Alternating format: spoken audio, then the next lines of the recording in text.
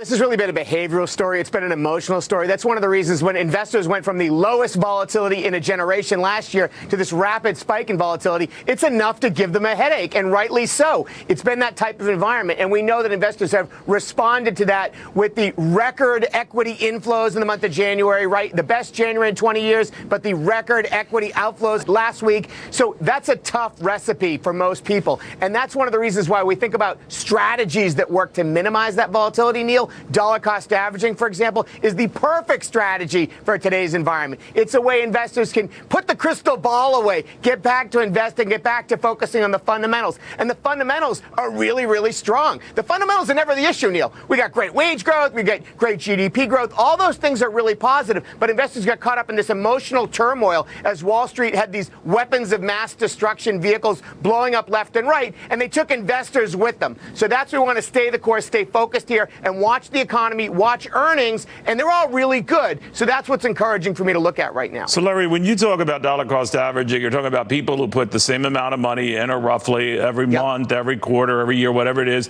and never change that. When the markets are beaten down, they're buying more shares of stock because those shares have gotten beaten down.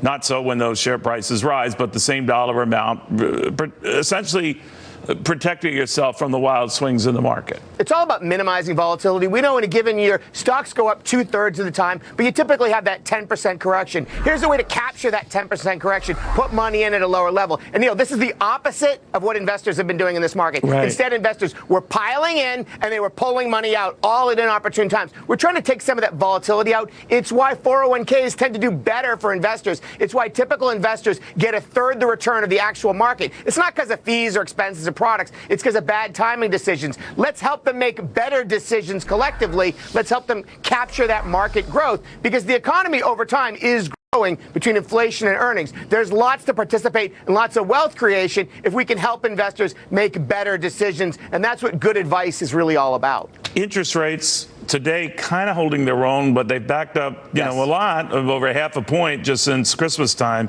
What do you think's going on? That's really a concern, Neil, but it's a sign of normalization. It's a sign of a stabilizing economy. Look, when you have a $20 trillion national debt and the cost to finance it go up, it is a concern. We're talking about $170,000 in debt per taxpayer. It is an issue. It's got to be on the table as one of those concerns. But right now, interest rates are so low by historical standards. I talk to a lot of older people, a lot of older investors. They can't believe how low rates still are. So again, it's a big change. It's an economy that's in transition. We're moving from a debt-financed economy for companies to an equity-financed economy. But this normalization process is going to create some volatility. New Fed chair has got to show us that he has the stamina and the stomach to guide us with these slightly higher rates. But they're all normal. It's nothing to be alarmed of. So far, so good. So far, so good. All right, Larry, thank you very much.